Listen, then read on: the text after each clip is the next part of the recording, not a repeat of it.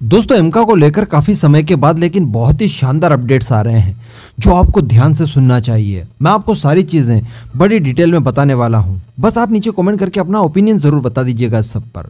देखिए, मैं आपको बता दूं कि जिस तरह से भारत के अंदर तेजस को लेकर ढिलाई वापरी गई, जिस तरह से उसकी अनदेखी की गई, इस तरह का कोई भी सिस्टम एमका के साथ नहीं होगा, क्योंकि एमका को उस कैटेगरी में डाला गया है जहां पर आप ये सारी चीजें देख भी नहीं सकते। इसे स्पेशल पर्पस व्हीकल के तौर पर चुना गया है, यानी इस कैटेगरी में होने के बाद आप समझ ही सकते हैं कि कोई भी ढिलाई का यहाँ पर विकल्प नहीं बचेगा। सारे काम स्ट्रिक्ट तरीके से और रोड मैप के आधार पर ही किए जाएंगे।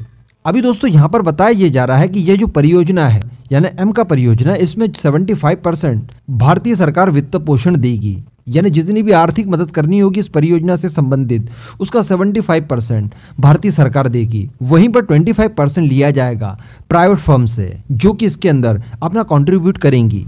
इस परियोजना को आगे बढ़ाने के लिए कंसोर्टियम बनाया जाएगा, यानी एक ऐसा सहायता समूह जिसमें कई सारी कंपनी शामिल होंगी। इसके अलग अलग पार्ट होंगे, लाइक इसमें HAL होगा, ATA होगा, DRDO होगा, इसी के साथ साथ टाटा होगा, L&T होगा, इसके बाद कल्याणी ग्रुप होगा, VM टेक्नोलॉजीज होगा। तो इस तरह की सारी कंपनीज और भी कई छोटी बड़ी कंपनीज इसका पार्ट होने वाली है, इस कंसोर्टियम का, जो कंसोर्टियम बनाएगा एमका को। अब इसके बाद इस कंसोर्टियम में सबसे बड़ा हिस्सेदार होगा HAL। यहाँ पर जितनी भी कंपनियां पार्टिसिपेट करने वाली है उन्हें दो कैटेगरी में बांटा गया है, टीयर 1 और टीयर 2। टीयर 1 ऑब्वियसली जो ज्यादा नजदीकी होगी कंपनी, जिसका काम बड़ा होगा, जिसकी जवाबदारी बड़ी होगी, और जो टीयर 2 में होगा वो ऑब्वियसली थोड़ा सा कम रिस्पॉन्सिबिलिटी वाले काम करेंगी। तो इस तरह का इसका रोड मैप बनाया गया है।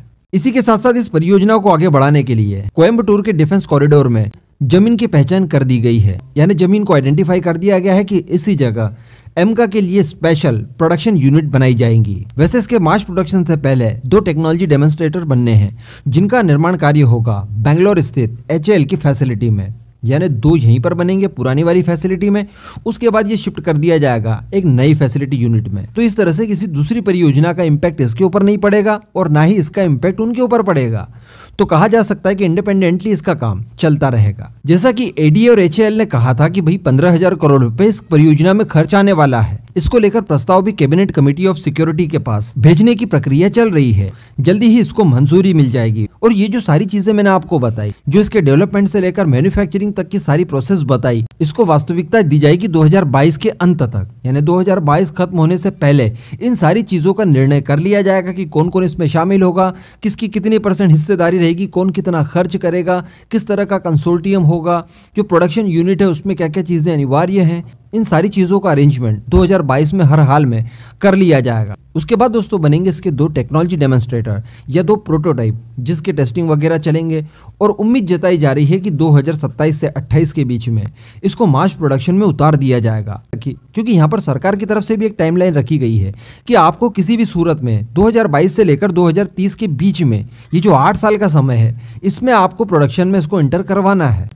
इसके साथ साथ जो दूसरे प्रोजेक्ट चल रहे हैं उनके बात तो अलग ही है, वो तो यूं ही चलते रहेंगे, लेकिन उनका किसी भी तरह का कोई प्रभाव इस परियोजना पर ना पड़े, इसका भी विशेष ध्यान रखा जाना है। इस पूरे मुद्दे पर दोस्तों आपका जो भी मानना हो नीचे कमेंट करके जरूर बताइएगा।